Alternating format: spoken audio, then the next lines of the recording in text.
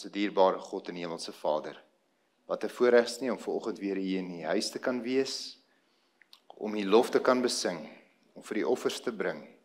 Ja, Here, om die Skepper God van hemel en aarde te kan aanbid nie. Here, ons gebed is dat die Heilige Gees vanoggend in elkeen sal werk, waar ons U woord bestudeer, dat U ons sal rig en sal lei. Here, dat U ook my sal gebruik in diens van U werk, om ook hierdie gemeente te stig, is my gebed in Jesus se naam. Amen.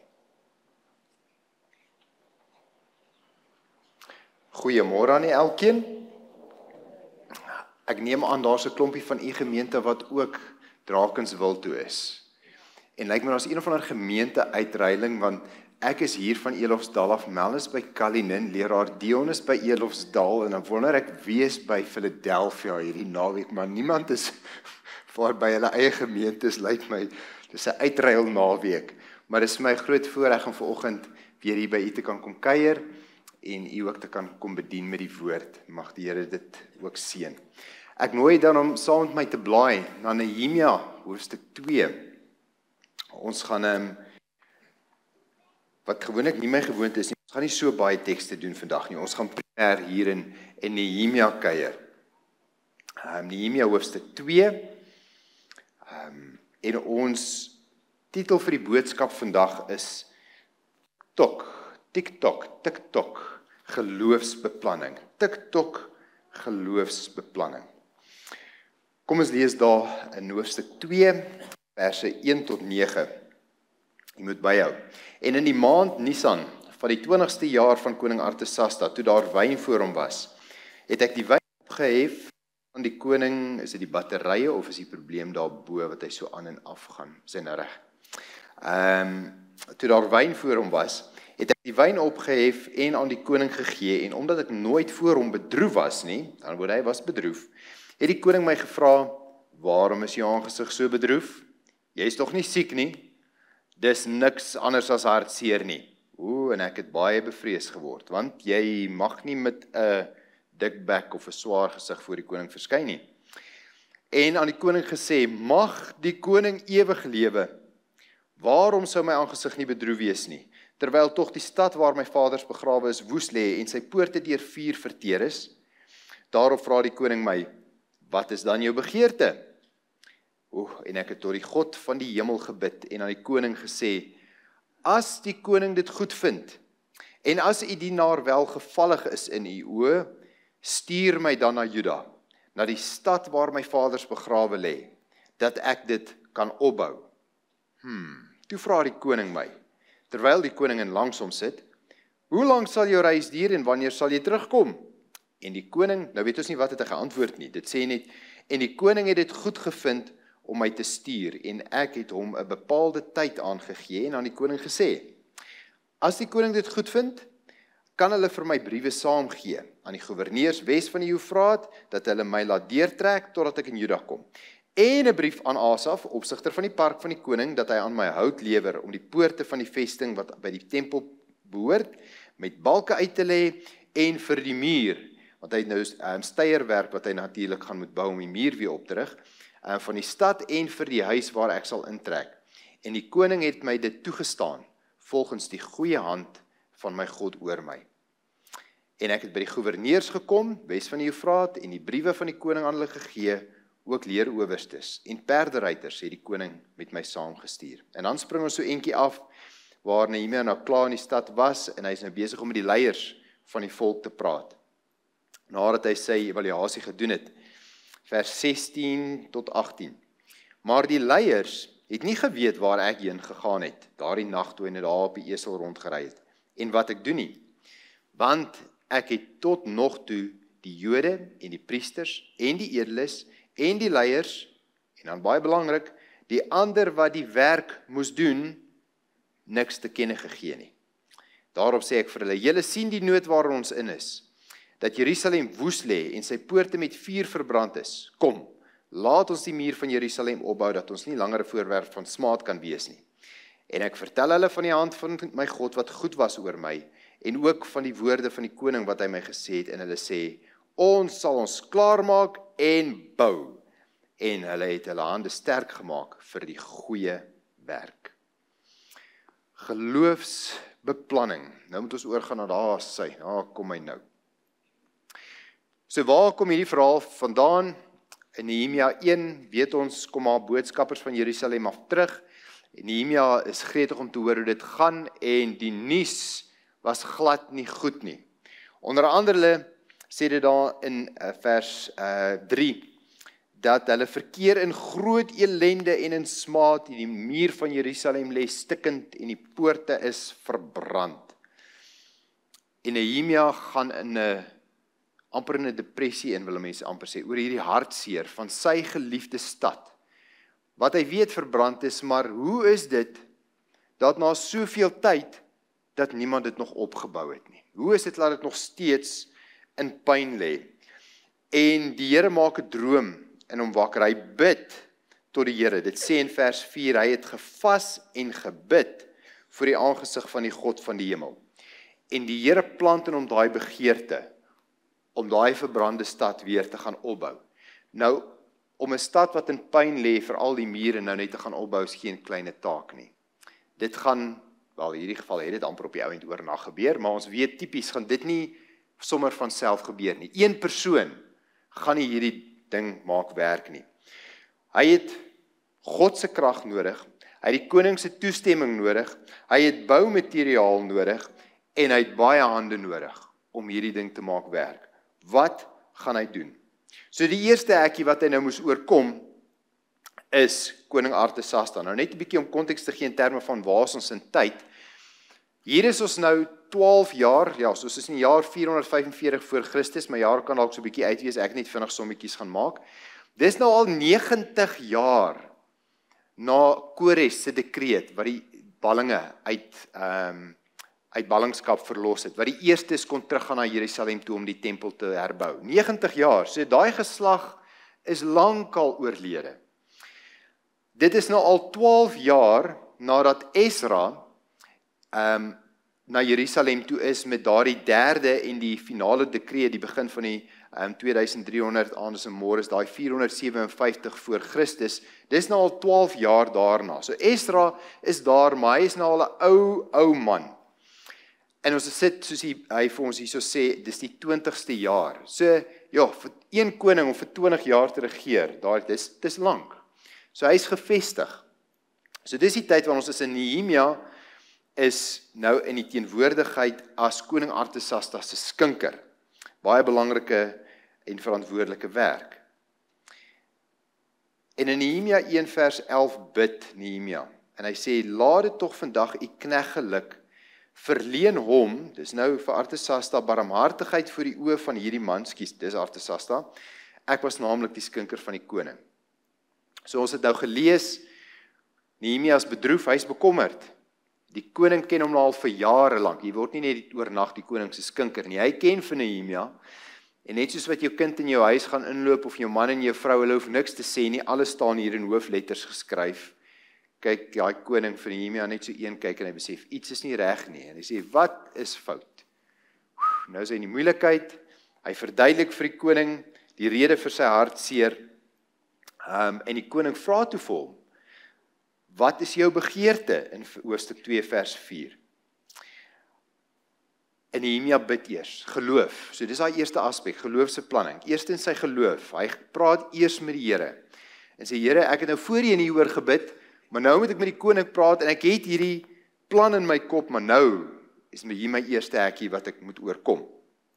En hy sê aan die koning, as die koning dit goed vind in vers 11, en as u dienaar welgevallig is in die oë, stuur my dan na Juda, na die stad waar my vaders begrawe lê, dat dit kan opbou. Goed, nou weet die koning wat is sy intensie, maar, toe vra die koning, terwyl die koningin langs hom sit, Nehemia, hoe lang gaan dit vat? Wanneer kom jy terug?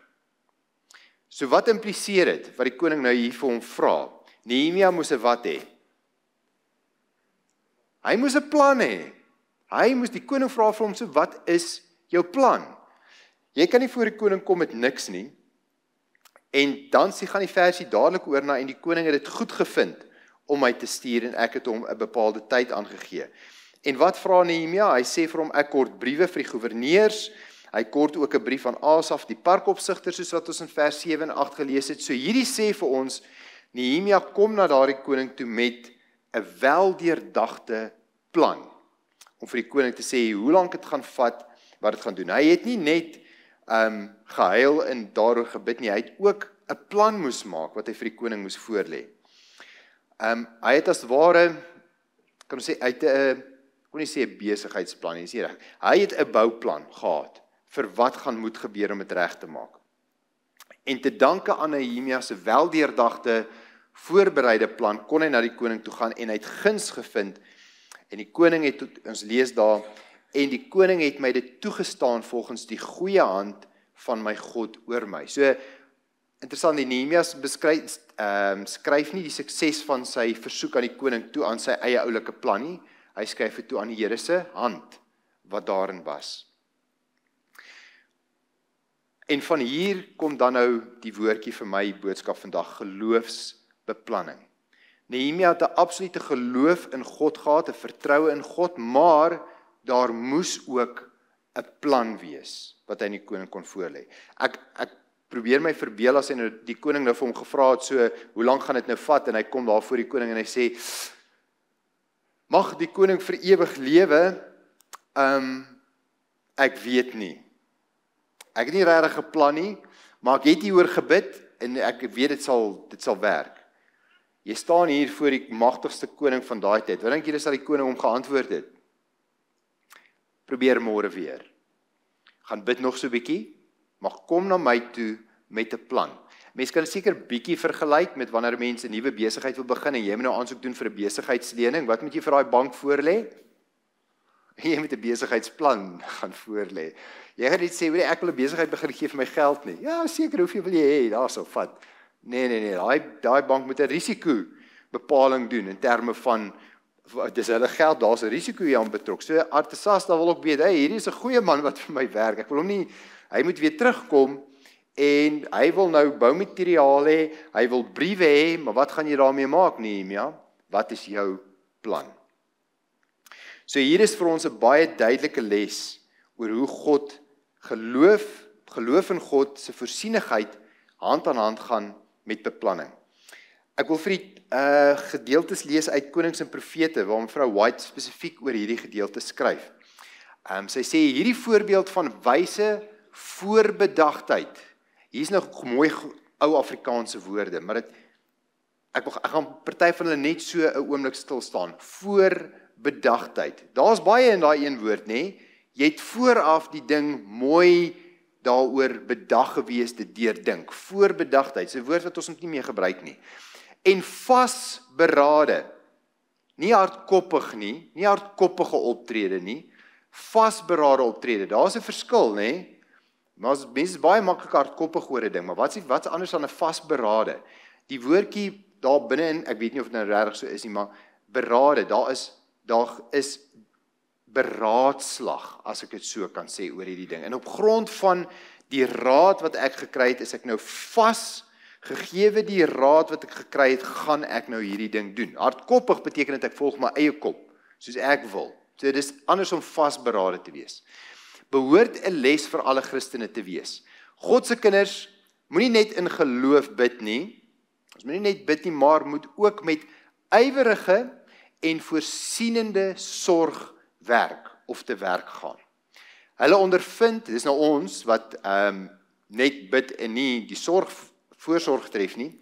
Hulle ondervind baie probleme en verhinder dikwels die werking van voorsienigheid. Let wel, hoofletter voorsienigheid, die Here se voorsienigheid.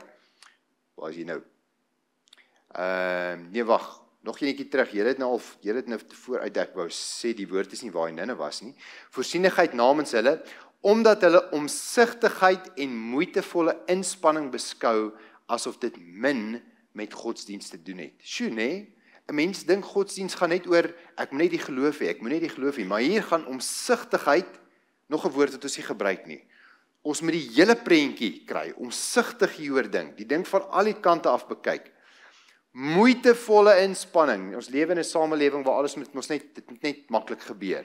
Moeitevolle inspanning is deel van godsdienst. Volgende stukkie.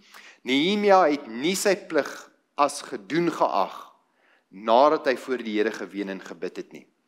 Hy het sy petisies met heilige strewe verenig en ernstige biddende pogings aangewend. Dit vat aksie. Ek moet iets doen vir die sukses van die onderneming waarin hy betrokke was. Sorgvuldige oorweging en weldeurdagte planning. As mooi woorde. Sorgvuldig, weldeurdagte planne is net so noodsaaklik vir die voortsetting van heilige ondernemings vandag as in die tyd van die herbouing van Jerusalem se mure. Sorgvuldige oorweging, weldeurdagte planne. So hoe dikwels, wanneer ons na hierdie taak voor ons kyk, is ons nie besig om die voorsienigheid van God te verhinder nie, weens 'n gebrek aan omsigtige en moeitevolle inspanning nie. En soms misgis ons hierdie omsigtigheid as 'n onnodige vertraging deur mense en rade. Ag, moet ons nou nog 'n vergadering hier? Het ons nie nou al genoeg hieroor gepraat nie? En dan voel dit vir ons, al hierdie, ek weet nie die Afrikaans, red tape, al hierdie bureaukrasie, waar aan die plek is, kan ons nie die ding hierdie maak gebeur nie. Ek wil dalk net so vinnige hand, ek spring dalk vooruit, maar wie van julle is soos ek 'n koleriese persoon? As jy wonder of jy een is, dan is jy waarskynlik nie een nie. Die koleriese ouens sal weet hulle is koleriese ouens. Ons wil net die ding gedoen kry. Asseblief, kry net die werk gedoen. Gister sou 'n goeie tyd gewees het. Dis hoe ons voel. Maar dit werk nie altyd so nie. Ons vergeet partykeer en partykeer, ek dink nou ewe skielik my skoonpa se, hy is glad nie koleries nie. My skoonpa se bynaam by die werk was handrem gewees. vir 'n rede, vir sy afskeidsgeskenk toe hy nou aftree, het hulle vir hom so gemonteerde handrem op 'n monteerblaadjie gegee. Want hy was die ou wat gesê het, okay ouens, wag. Ons moet nou net eers bietjie met omsigtigheid hier te werk gaan. Ons moet 'n weldeurdagte plan maak. En ek het baie geduld by skoonpa geleer, waar hy my geleer het om aan karre te werk. Om geduldig 'n ding uitmekaar te haal, stukkie vir stukkie. Hy het my baie geleer. So ons is baie keer geneig om te haastig te wil werk. En dan verhinder ons God se werk. Goed. Nou, Nehemia het nou 'n geloofsplan. Ons moet dit nou implementeer. Hy is in Jerusalem, hy het daar aangekom. In vers 11 van hoofstuk 2 sê dit, en toe ek in Jerusalem kom en daar 3 dae was, het ek my in die nag gereed gemaak. Goed, ons ken daardie verhaal waar hy toe op die esel in die nag en daardie muur bekyk, maar, en dis nou waar die koleriese deel inkom. Ek sukkel baie, kyk, Nehemia was koleries, ek wonder nie eers 2 sekonde, net 'n koleriese ou gaan hierdie ding so gedryf kry.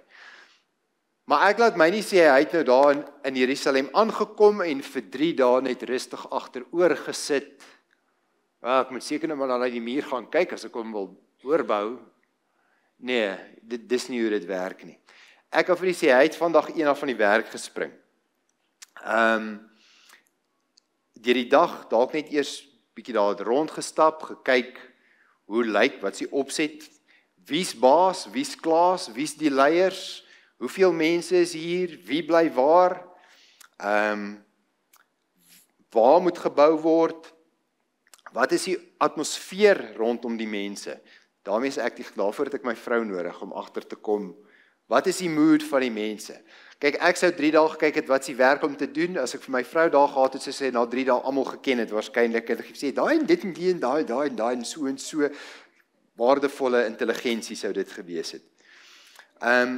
Maar, Nehemia is daar weg, uit Susan uit, is nou die regte stad, waar hy geregeer het op daai stadium, en op pad na Jerusalem toe, hy het toch 'n plan gehad, hy het 'n teoretiese idee gehad van wat moes gedoen gewees het, maar soos meeste van ons weet is, jy het aanvanklik 'n plan in jou kop, maar die dag wanneer jy nou actually op site kom, en yesterday, niemand het my nou gesê van hierdie boom wat hier staan nie, of niemand het vir my gesê, daar is toe nou 'n gebou reg langs hierdie muur nie, en ewe skielik moet die planne aangepas word.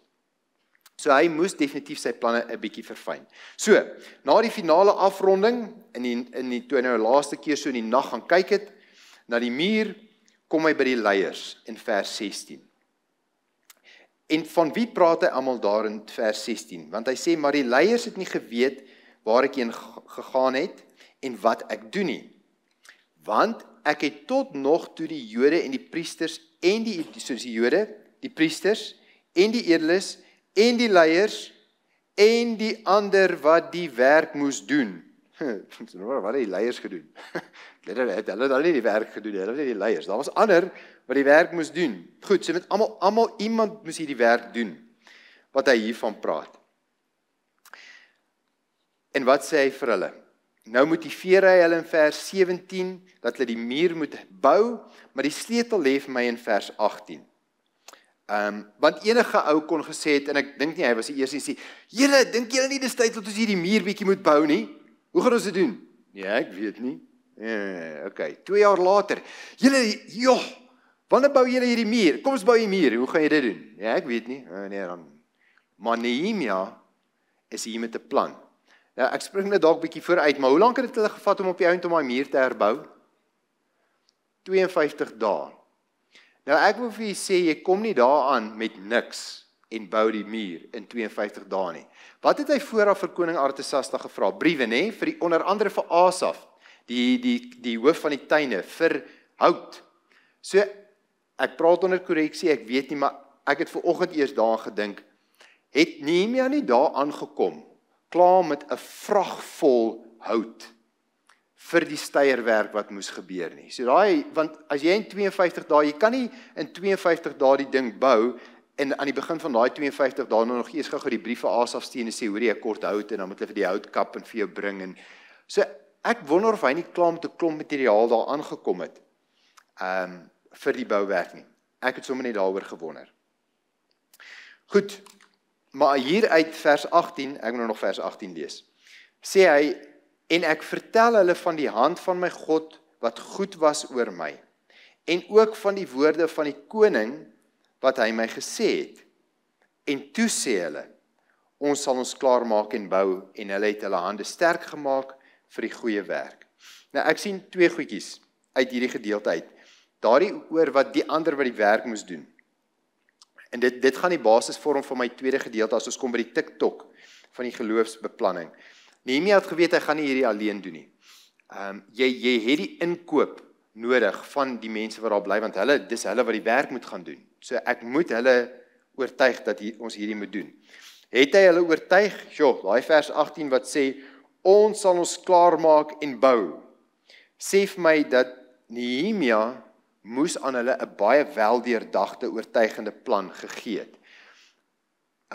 Die wat hier op kerkraad of enige vergadering was, as iemand met 'n idee kom, dan sal dan die gewone die mense soos ek wat sê, ja, maar wat van?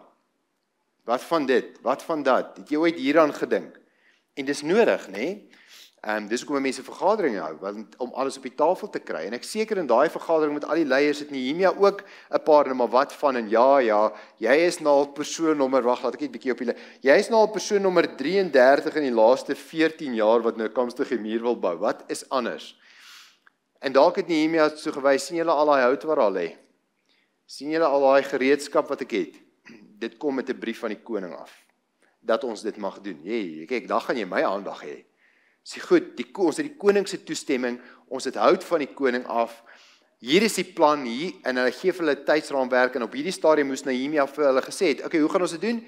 Elke gesin gaan die muur voor hom bou, en hy gee vir hulle daai plan, en toe besef hulle maar, hierdie is doenbaar. So hy het die hande nodig gehad. En toe begin hulle bou, hoofstuk 3, bou hulle, en dit lees snaaks, nee, as mens die versies sê, en naas hulle, en naas hulle, en naas hom, en naas hulle, en naas hulle, en so die mense langs mekaar gebou, en hulle bou daai muur in net 52 dae. So dis Nehemia se verhaal, in terme van die geloof wat hy in God gehad het, en op hom te vertrou, maar die beplanning, wat alles daar was, en ek wens ek kon in daai man se kop inklim, want hierdie is geen kleine taak, wat hy moes met omsigtigheid beplan het nie. Kom ons kyk net baie vinnig, na sommer nog 3 gevalletjies. Die een wat ek kan dink is Noag. Ja, die Here gee vir hom daai bouplan. Hy het nou nie in 52 dae klaar gemaak nie. Hy het so 'n bietjie langer gevat, 120 jaar. Maar as 'n mens gaan lees ook, hy moes mense huur. So daar moes ook met 'n plan gewees het. Hy moes preek, maar Noag werk in geloof, want dit het nog nooit gereën nie. Hy werk in geloof, maar hy werk met 'n baie goeie plan. Goed, Josef ontvang die uitleg daar van die Farao se droom, en hy verduidelik vir hom van die 7 goeie en die 7 maar jare, en nou kan hy net al hierdie vraagtekens op Farao se gesig en sy dienaar se gesig te sien van, okay, maar wat nou? En hier gee Josef vir hulle 'n aanbeveling en 'n plan. Hy het geloof in God wat vir hom die uitleg van die droom gee, maar hy kom ook met 'n plan. En wat sê die Farao? Hier's my ring, daar gaan jy. En implementeer daai plan. En dan dink ek ook aan koningin Ester, miskien nie so vanselfsprekend nie, maar tussen Ester en Mordegai, die volksmoorddekreet gaan uit. Nou het hulle geloof nodig in God, en hulle bid. Tydens daai gebed moes die Here vir Ester daai plan gegee het van, hoe kry ek nou die koning van die Meders en die Perse om 'n dekreet wat nie omgekeerd nie kan word nie, wat maak ons? Ons kort 'n plan. Vir 3 dae lank bid hulle saam. Almal werk saam, né? Al die Jode in Susan moes saam bid vir hierdie gedeelte. So daar's saam gebed. En nou moes daardie geloofsplan wat sy gehad het, moet nou inskop. Sy gaan na die koning toe, scepter word uitgesteek en nou skop hy plan in werking. Sy nooi vir hom en Haman vir ete, nooi 'n tweede keer vir ete, en ons weet arme Haman trek toe aan die kort end van die tou op die ou end, maar dis nie die einde van die probleem nie, want daai dekreet staan nog, hulle moet weer 'n geloofsplan in werking stel om nou weer 'n teendekreet uit te vaardig wat dan nou vinnig uitgestuur moet word sodat die Jode betyds gered kan word en vir hulle self kan staan. So daar is ook die heeltyd geloof, plan en aksie in werking. Dieselfde geld in my persoonlike lewe ook. En ek wil nooi, ons gaan nou 'n stukkie gedeelte lees hier uit Lukas 14. As jy saam met my wil blaas, hou maar net 'n plekkie daarin, maar ek dink ons is klaar met Nehemia. Gou hier kyk. Ja, ons is klaar met Nehemia. So ons kan maar blaas na Lukas, blaai na Lukas 14 toe. Nee, blaas gaan ek, as jy nog 'n foon of 'n ding het, gaan nog help, maar blaas gaan niks help nie. Lukas 14, vanaf vers 25. Ook 'n bekende gedeelte, wat 'n mens maar altyd laat bietjie kop kry, maar dit 'n gelykenis oor, wat sê die opskrif in die Bybel, sê jy ook dieselfde opskrif, gelykenis oor? Bedagsaam. Ons moet bedagsaam wees. En 'n groot menigte, vers 25, het saam met hom gegaan en hy het hom omgedraai en vir hulle gesê, as iemand na my toe kom en hy haat nie sy moeder, sy vader en moeder en vrou en kinders en broers en susters, ja selfs ook sy eie lewe nie, kan hy my disippels nie wees nie. Ek gaan nou nie ingaan oor daai gedeelte nie, is boodskap sy eie. En elkeen wat sy kruis nie dra en agter my aankom nie, kan my disipel nie wees nie. Want wie van julle wat 'n toring wil bou, gaan nie eers sit en die koste bereken of hy die middele het om dit uit te voer nie. Ek moet eers met 'n plan werk, sodat as hy die fondament gelê het en nie in staat is om dit te voltooi nie, almal wat dit sien nie, miskien met hom sal begin spot en sê, hierdie man het begin bou en kon nie klaar kry nie. En daar staan jou toring, soos dat staan daai Ghost Mall nog daar in De Villa Boa, as dit in De Villa Boa daar, nie? Staan hy nog, ek was baie lanklaas daai kant. Daar staan hierdie monument van iemand wat nie beplan het nie. Of as 'n mens daar teen Colburn, as ek nou kantoorterrein, ek ry daar teen Colburn uit die Queenswood, daar staan daai huise se doppe daar teen die randjie wat nooit klaar gebou is nie. Hier staan 'n monument, die ou het nie sy sommetjies mooi gaan maak nie. Of vers 31, watter koning wat optrek om teen 'n ander koningsslag te lewer, gaan nie eers sit en beraadslaag of hy in staat is om met 10.000 die een te ontmoet wat met 20.000 teen hom kom nie. Anders stuur hy 'n gesandskap as die ander een nog ver is en vra vredesvoorwaardes. Dink 'n bietjie oor hierdie ding, ek gaan in die moeilikheid wees, kom ons kyk, ons moet wel voorbedagtheid Mooi omsigtigheid, hierdie oorlogsplan. Vers 33. So kan dan ook niemand van julle wat nie afsien van al sy besittings my disippels wees nie. So dit gaan hier oor, ons moet besef dat wanneer ons na die Here kom en selfs in ons geloofslewe is daar 'n kosteberekening om te doen. 'n Voorraadopname om te maak. Ons het nou in die lesstudie het Eugene genoem van die een vrou waarmee hulle 3 jaar Bybelstudies gedoen het en as gevolg van een sondetjie waaraan sy vasgehou het, was sy nie bereid om gedoop te word nie. Een dingetjie wat sy nie wil laat gaan nie. Sy wil nie gedoop word nie. Sy het die sommetjie gemaak en dit hoor geag as 'n ewigheid.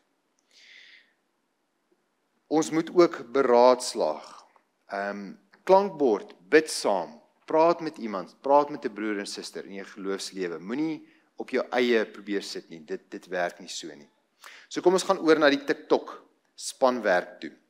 Nou ek het gewonder of ek vir Wilma boodskap vanoggend moes stuur om op julle gemeentegroep. Wie het nog 'n metronoom by die huis? Ek weet ja, hier's 'n paar mense, lyk my ek moes maar die boodskapie uitgestuur het, want ek sou nou eintlik graag 'n lewendige demonstrasie van die metronoom wou doen. So wat doen daai metronoom? Hy het nou daai die armpie en dan het daai gewiggie wat jy nou kan op en afskuif vir die tyd en dan hier daaraan, wat dit aan julle regterkant is daar 'n klein slingertjie wat jy nou die veertjie aan die binnekant nou mooi opwen en dan TikTok. En dis waar TikTok vandaan kom, nee, TikTok daai webblad of daai sosiale media ding. Dit aanvanklik begin as waar mense hulle liedjies en hulle musiekvideoetjies kan oplaai, nê? En dis waar die TikTok vandaan kom. Ek wonder hoeveel mense weet dit, maar in elk geval. So dit kom van hierdie ding af, wat so in my maat heen gaan. Ons weet nie wat van hom geword het nie. Maar as kind, TikTok, bietjie langer TikTok. En dan kyk jy hoe ver tot op die punt kan jy hom sit voor die te ver, hy kan nie terugkom nie. So afhangende van waar jy hom stel, gaan hy teen verskillende tempos werk. So Nehemia het nodig gehad om die mense in sinkroon met sy gedagtes en plan te kry. Hy moes 'n tempo daarstel, 'n TikTok daarstel om die mense saam te laat werk. So, dit vat spanwerk. In Spreuke 3 vers 5 lees ons: Vertrou op die Here met jou hele hart en steun nie op jou eie insig nie. Moenie hardkoppig wees nie. Ken hom in al jou weë, dan sal hy jou paaie gelyk maak. Spreuke 15 vers 22, planne misluk sonder beraadslaging. Maar deur die veelheid van raadgewers kom dit tot stand. So Nehemia het waarskynlik in daai vergadering met die leiers bietjie sy planne en daar was bietjie terugvoer en hulle kon dalk bietjie aanpas. Vers 2, ja, hom het ons gelees, 21 vers 5, die planne van die vlytige is net tot voordeel, maar elkeen wat oorhaastig is, kom net tot gebrek.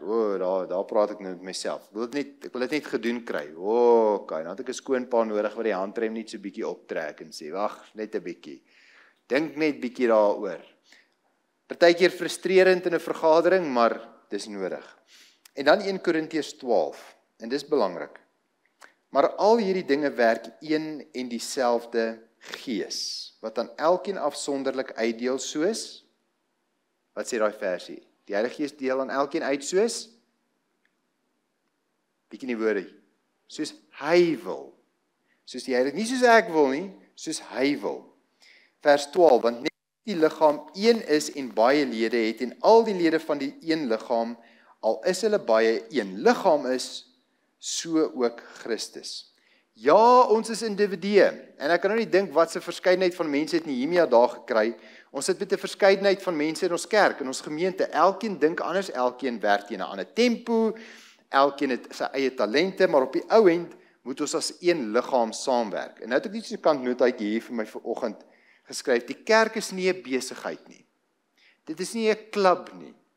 Dit is nie 'n bureau van standaarde nie. Dis nie die voorbeeld wat vir ons in die Bybel gegee word nie. Ons is 'n liggaam. Wie voeg ons saam? Die Heilige Gees bind ons saam. So as elkeen nou sy eie ding doen, hier gaan ons as 'n gemeente of as 'n kerk in die grootte en ons het 'n plan, maar Piet en Koos besluit nee. dit gaan nie werk nie, ek gaan dit, en julle vat te lank, ek gaan dit nou net doen, en ek gaan dit doen op my manier, en dan is dit gedoen. Wat is daai twee persone basies om te sê? Ons weet beter. Ons is bo kan die kerk se gesag, hierdie beraadslaging is net 'n mors van tyd, hoekom moet ons gaan die job net gedoen kry?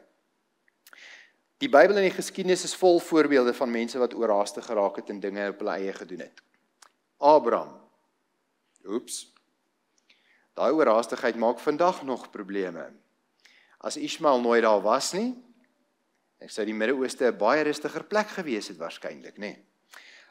Ek dink aan Jakob se bedrog teenoor Isak. Hy het gedog hy kry die eersgeboorte reg. Waar word hy ingepos? Daarna Laban toe vir so 20 jaar voordat hy kon terugkom. En dan Judas Iskariot. Nee, hy stem nie saam met hierdie ding van Jesus wat sê dat hy gaan nou gekruisig word nie. Hy gaan Jesus se hand probeer forceer en hy gaan hom verraai en dan gaan Jesus homself moet verlos en toe werk dit nie so nie. En Judas eindig op om selfmoord te pleeg. So as ons eie kop gaan volg, is daar net moeilikheid. En miskien moet ek gou hier dalk, as ons gaan dink, ek weet, jy het seker ook nou benoemingskomitee gehad, onlangs is julle al klaar, ook afgehandel, nog besig, is julle klaar met die proses? Julle is te stil, weet julle dit? Weet almal julle het 'n benoemingskomitee gehad? Ok, goed. So het julle al die name ingestem hier by julle? Nog nie, ok, goed. So ons was nou 2 weke terug gewees, ons het ingestem, maar dis 'n omslagtige proses, nê? Ons het net 2,5 dae gesit, baie gebid hierdie jaar, met ons benoemingskomitee, en het op die ouend aan die gemeente voorgelê. Met die kerkhandleiding gesit, dan dink ons, goed, daar is hierdie pos, wie het hierdie kerkhandleiding gelees? Here, wie sit ons in hierdie posisie? Bid. En die Here het ons gelei en die Here was vir ons goed gewees. Maak mense foute. Absoluut. Mense is nie onfeilbaar nie, né? Behalwe een persoon wat sê hy is onfeilbaar. Paulus sê ons hy is onfeilbaar. Julle gesien, hy is onfeilbaar. Ja, goed. Reg so. Maar mense maak foute. Maar wat het gebeur toe Miriam en Aaron teen Moses begin murmureer? Miriam het melaats geword, né? Moses tree vir hulle in, maar sy was nog steeds buite die kamp. Korag, Datan en Abiram. Nee, ons is van dieselfde familielyn en ons is net so goed soos julle. Wat het van hulle geword? Nou, hoekom sê ek dit nou vir u?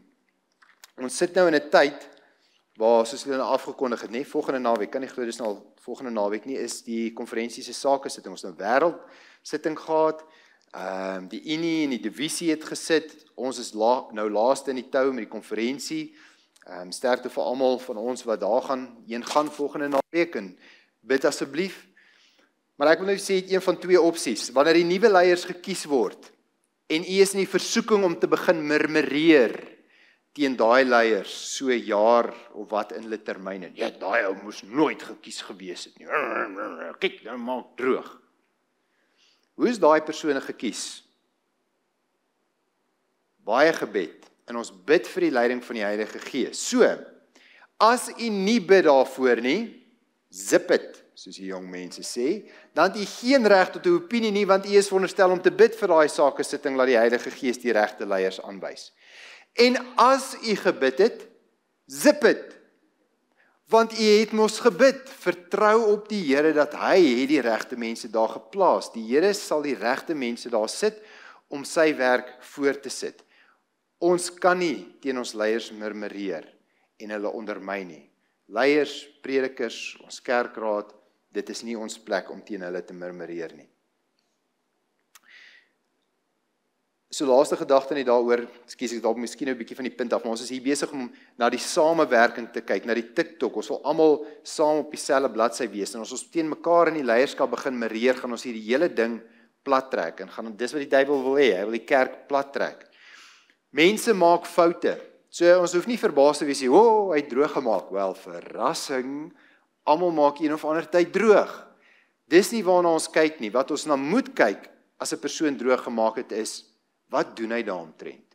Hoe hanteer hy dit? Gaan hy hardkoppig wees en aanhou, of gaan hy bereid wees om te sê en te erken, ek is jammer, ek het droog gemaak, vergewe my, hoe kan ons hierdie regmaak?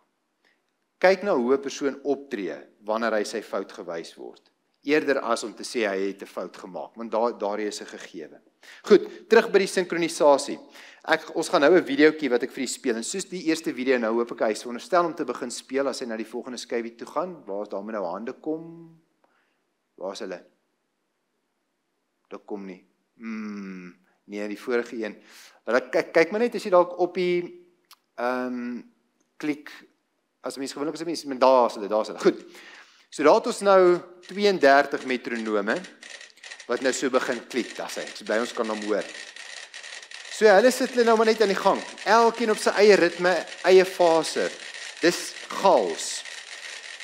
Wat die mense egter nie in hierdie prentjie kan sien is dat daardie metronome staan almal op 'n beweegbare platform. Dis nie 'n soliede soos 'n tafel nie, daai platform kan beweeg. So wat besig is om hier te gebeur, soos elkeen op sy eie beweeg, is dat elkeen van daai metronome het 'n impak op daai platform, en die platform werk weer in op die res van die metronome. En as die oor nou geoefen is, en ek gaan nou stil bly, hoor wat gebeur, en kyk wat gebeur. Soos hulle in mekaar inwerk deur daai platform.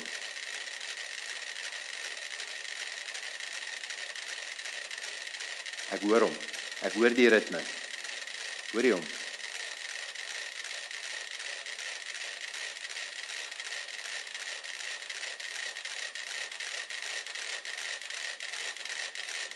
Nou moet jy hom hoor.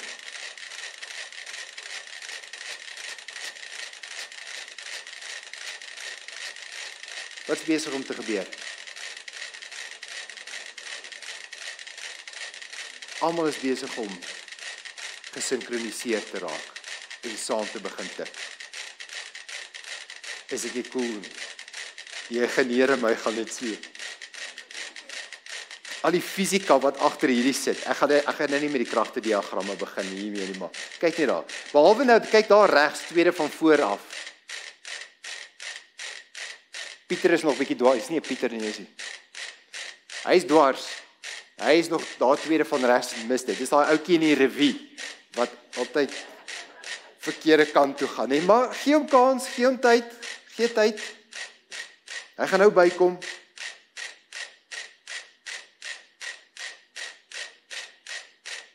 Kyk, daar verander sy ritme. Kyk hoe beweeg, kan jy sien hoe beweeg daai platform nou, né?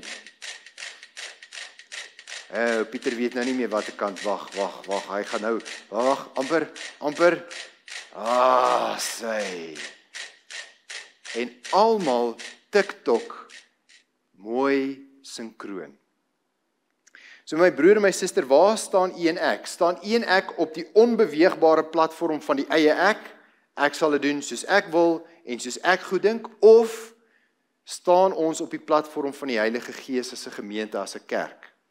En laat ons toe dat soos ons elkeen werk, die Heilige Gees deur ons werk, sodat ons op die ou end almal saam kan werk. Al begin ons anders, al kom ons in met ons eie idees en gedagtes, maar dat die Heilige Gees ons fondasie is, dat ons saam inwerk.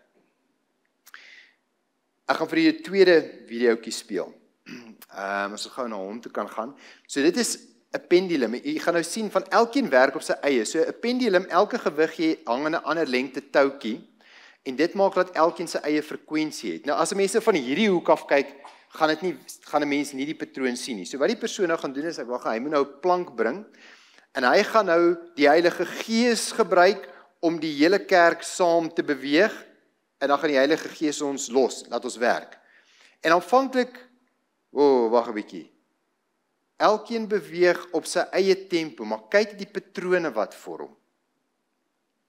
Dit lyk die mekaar, maar elke nou en dan is daar weer 'n nuwe patroon wat vorm. So as ons nou van die kant af sou kyk, sal 'n mens nie hierdie kan sien nie. Jy moet van God se perspektief af na die ding kyk. Miskien lyk dit vir ons asof almal op sy eie werk, Maar as jy teen die regte hoek kyk na God se kerk en hoe dinge in plek val, is daar 'n absolute plan in 'n sinkronisasie hoe daardie pendulum swaai en werk.